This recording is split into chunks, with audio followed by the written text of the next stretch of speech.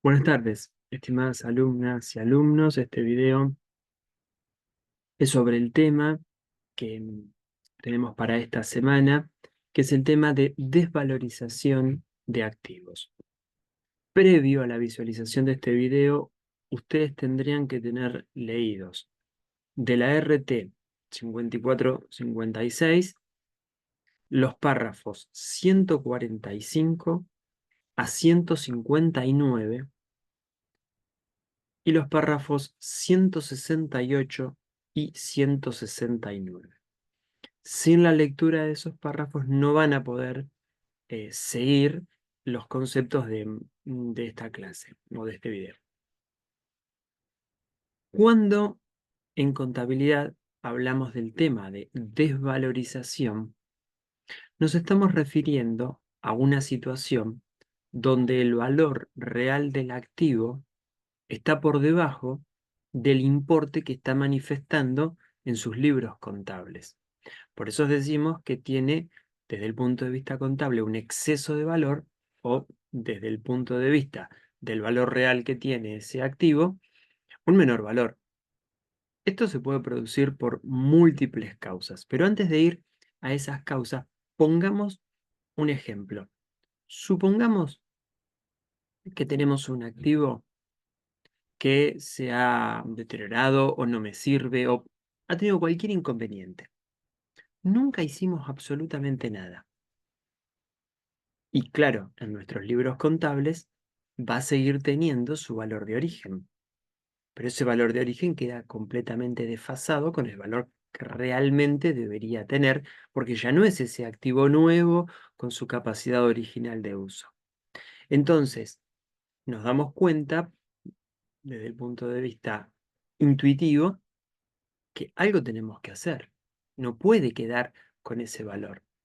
Entonces, el concepto de desvalorizaciones lo que viene es a solucionar esa problemática. Cuando hablamos, reitero, de desvalorizar, quiero que saquen de su mente el concepto de revaluar, porque revaluar es otra cosa, y lo vamos a ver la clase que viene.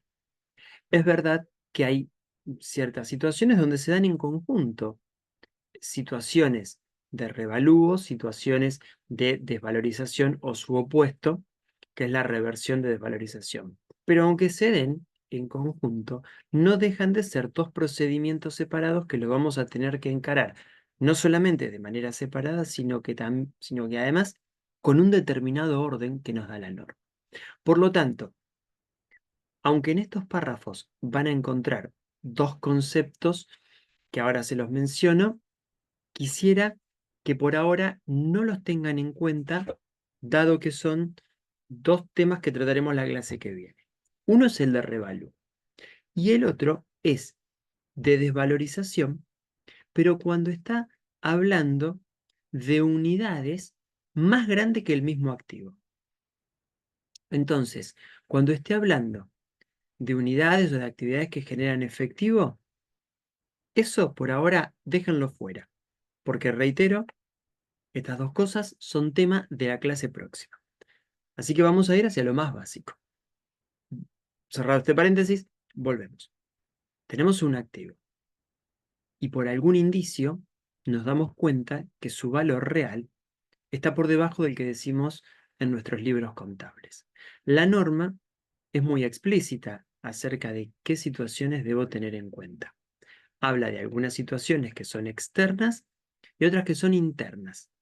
Por ejemplo, podríamos encontrar desde cambios en los valores de mercado, cambios que se van a producir en su uso por situaciones de su medio ambiente, marco legal, situación económica, etcétera, o bien situaciones internas, que haya cambiado la política de uso que tiene la empresa con respecto a ese activo, que haya quedado desfasado tecnológicamente, en fin, la norma menciona aspectos a tener en cuenta.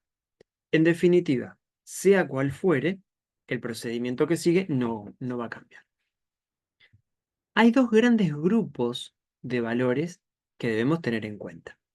El primero es el grupo de valores de mercado y el segundo es el de valores de uso. Por lo tanto, la norma va a decir, primeramente, que ningún activo puede tener, desde el punto de vista contable, un valor que supere a su valor recuperable. Así que el primer concepto a tener en cuenta es valor recuperable.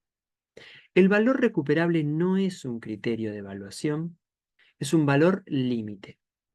Es decir, no es que debemos llevar todos y cada uno de los activos hacia su valor recuperable, porque eso sería un criterio de evaluación, de medición, sino que tenemos que aplicar los criterios que dice la norma. Algunos serán por mercado, otros estarán a costo histórico, pero nunca, en ningún caso, el activo debe sobrepasar ese valor recuperable. Por lo tanto, reitero, funciona como un valor límite.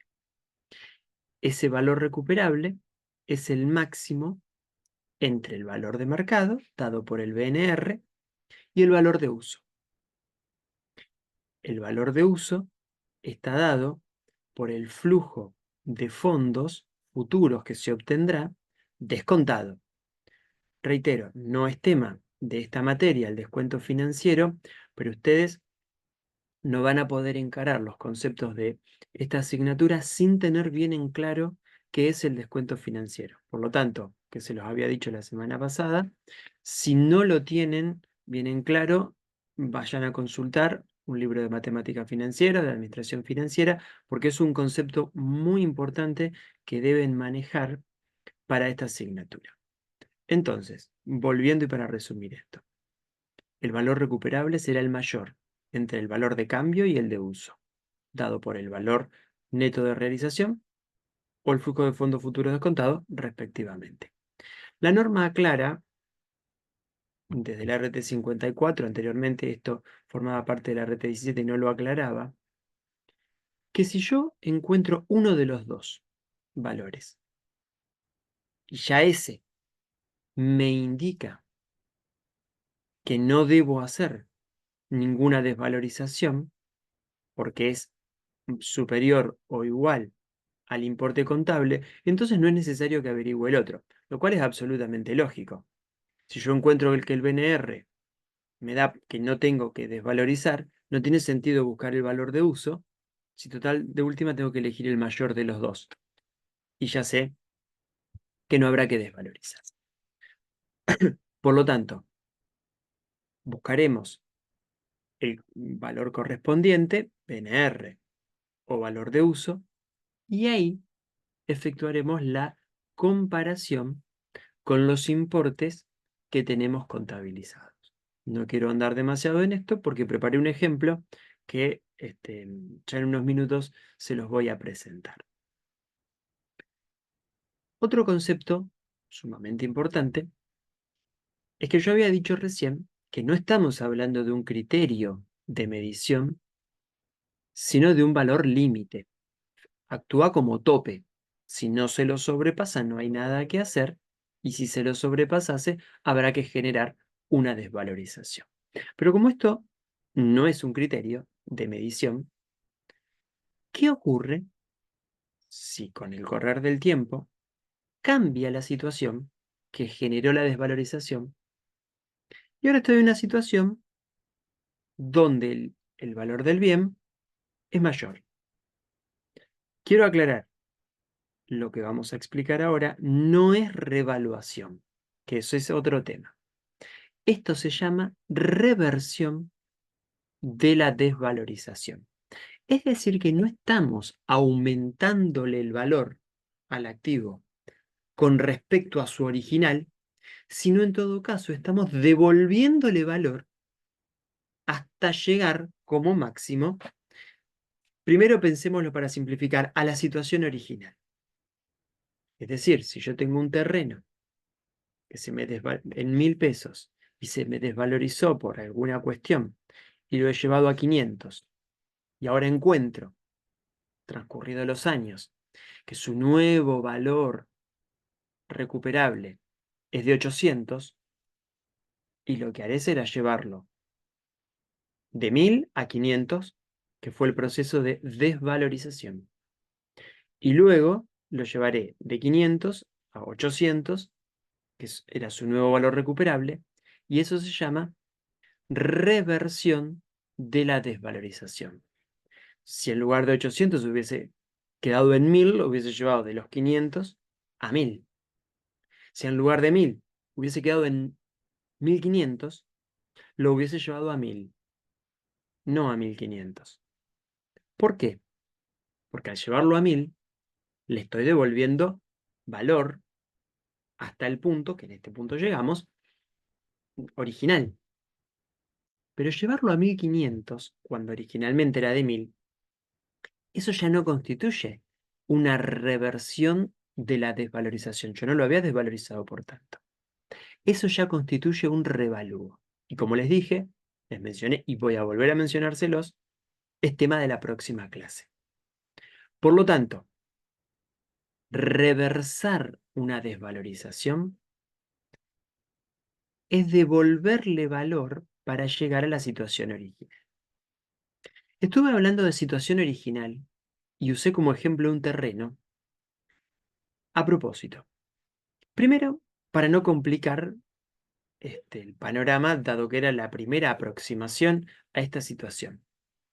Y a propósito usé un terreno porque no lo desvalorizamos. Pero no sería coherente si yo desvalorizo un activo al principio de su vida útil. Supongamos 10 años de vida útil, lo desvalorizo al fin del año 1 o del año 2. Y ya al fin del año 9, cuando solamente por delante le va a quedar un año de depreciación, encuentro que hay que hacer una reversión. Perfecto, se hace una reversión. Pero no tiene sentido volverle a dar el valor que tuvo al origen, porque al origen era un activo nuevo. Y ahora es un activo al cual le queda solamente el 10% de su vida útil. Eso no tendría sentido. Y no estaría representando la realidad contable tampoco. Por eso la norma me habla, en el caso de la reversión, de devolver el valor, o devolverle valor al activo hasta el punto máximo, el mayor entre la situación o el valor nuevo que le queda o el que hubiese tenido si nunca se hubiese desvalorizado. Esto significa que yo, cuando reverse, tengo que tener en cuenta cómo hubiese estado el activo, no al inicio, sino ahora. Es decir, cómo hubiese estado ese activo si nunca se hubiese desvalorizado, pero obviamente sí se iba a depreciar. Entonces, debo tener en cuenta las depreciaciones que se hubiesen generado en el bien. No es que no se hayan generado depreciaciones, pero se generaron por un valor distinto porque habíamos hecho una desvalorización previamente. Cuando hablamos de desvalorización, estamos hablando de tocar una cuenta de resultado negativo. Cuando hablamos de reversión de desvalorización, estamos hablando de su opuesto, una cuenta de resultado positivo. Es verdad que en la teoría contable han existido y existen autores que consideran que sería más pertinente hacer una aplicación retroactiva y por lo tanto afectar resultados anteriores, hacer un ajuste de resultados anteriores. Pero la norma considera, yo creo que correctamente, que estamos hablando de un hecho que si bien está afectando a un activo ya cargado en el pasado, que en definitiva es un hecho nuevo. Por lo tanto, el resultado positivo generado por la reversión es un resultado del ejercicio en el cual esa reversión se lleva a cabo. Entonces, y para ir sintetizando, la norma me habla de ciertos tipos de activos que deben hacer el control de desvalorización todos los cierres de ejercicio, mientras que otros activos solamente deben hacerlo cuando ocurran determinados hechos que indican que puede haberse dado una desvalorización.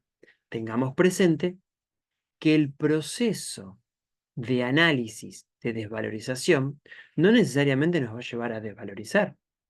Porque puede ser que yo haya visto un indicio, haya hecho el análisis y haya obtenido como resultado que no era necesario desvalorizar. Por lo tanto, cada vez que ustedes están leyendo si se da determinada situación, analizar no es desvalorizar, es analizar si hay que desvalorizar, porque quizá el resultado sea que no había que hacerlo.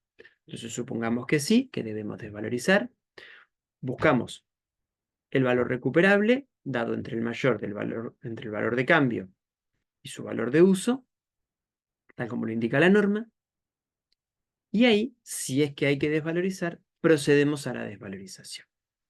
Pero luego, permanentemente, o ejercicio tras ejercicio, vamos a tener que tener en cuenta si no se dan nuevos presupuestos para desvalorizar o no se dan presupuestos para volver atrás esa desvalorización, es decir, reversar la desvalorización, que era el proceso que habíamos hablado recién.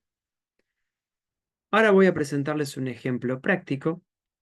Para la clase próxima vamos a comenzarla viendo la desvalorización y reversión de desvalorización para un concepto o para una agrupación más compleja.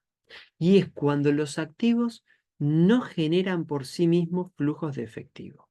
Para eso, aparte de la lectura de los párrafos para la clase de hoy, van a tener, van a tener que leer los párrafos 160 a 175. Y ahí terminaríamos de hablar ya del concepto de desvalorización.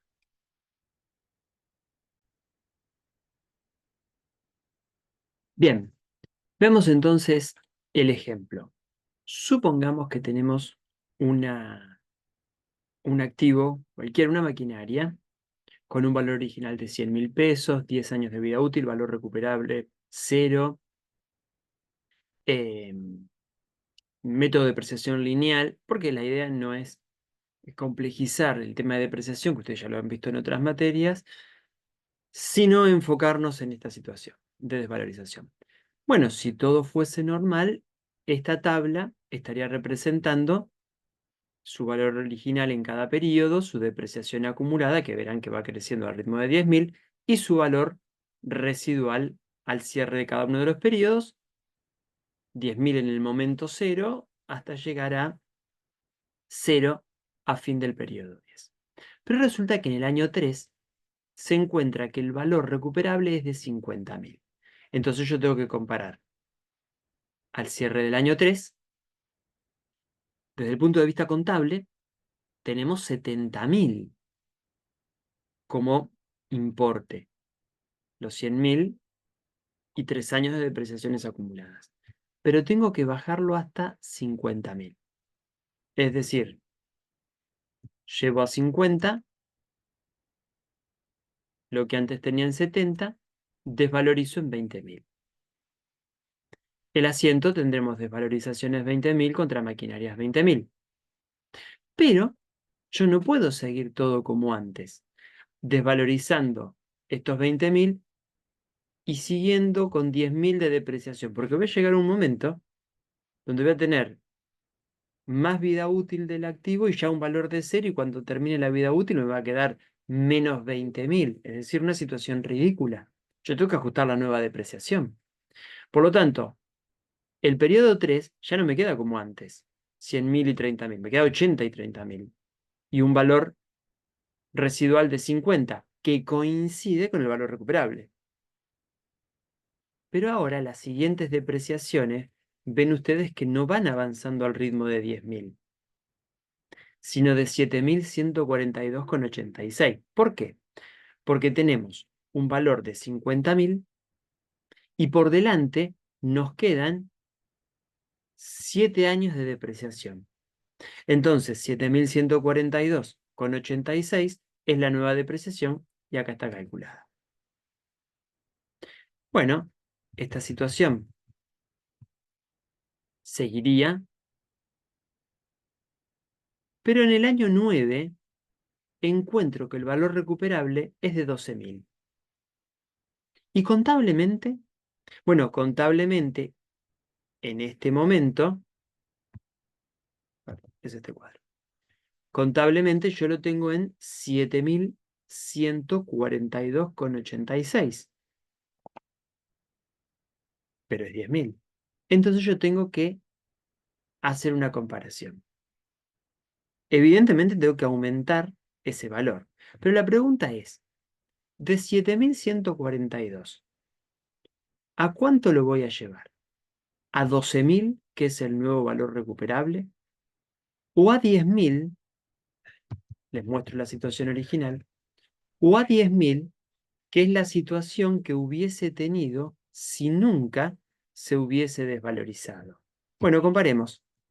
Entonces, comparamos los 7.142 con respecto al menor de ambos, entre el nuevo valor recuperable y el que hubiese tenido si no se hubiese desvalorizado nunca. Tomamos el menor, 10.000.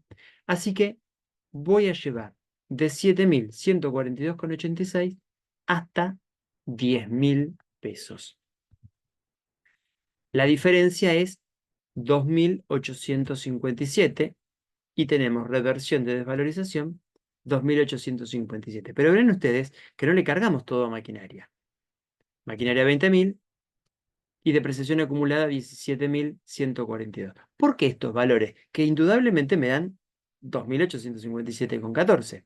¿Por qué estos dos valores? Porque voy a comparar los 80.000 que tengo en este momento por la maquinaria. Vamos al cuadro número 2. Acá obtenemos, se los resalto con amarillo, con respecto a 100.000, que es el valor que hubiese tenido si nunca se hubiese desvalorizado. Voy al cuadro 1. Y ahí obtenemos la diferencia de 20.000 en la maquinaria. Pero también tenemos que modificar el valor recuperable, perdón, la depreciación acumulada, que verán ustedes, nos da 17.142,86 y es porque tenemos que ir de los 72.857 actuales a los 90.000 que hubiese tenido si no se hubiese desvalorizado nunca. Se los resalto con otro color.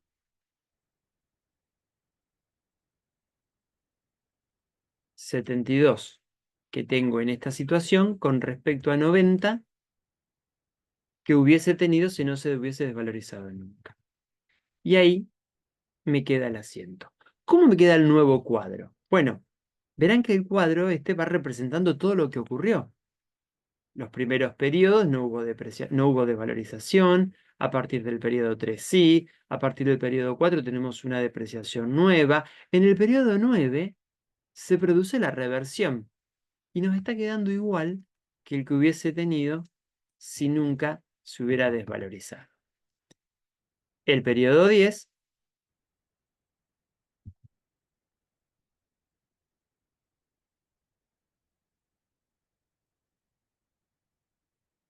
perdón, aquí es incorrecto. En el periodo 10 me queda un valor residual de 0, porque la depreciación nueva vuelve a ser de 10.000, dado que me quedan solamente 10.000 pesos de valor residual para un solo periodo de depreciación, así que nos quedaría 10.000 dividido 1, y de 90 pasaría, perdón, de 90.000 pasaría a 100.000 la depreciación acumulada. Así que entonces, en este caso hemos tenido una desvalorización y luego una reversión de la desvalorización.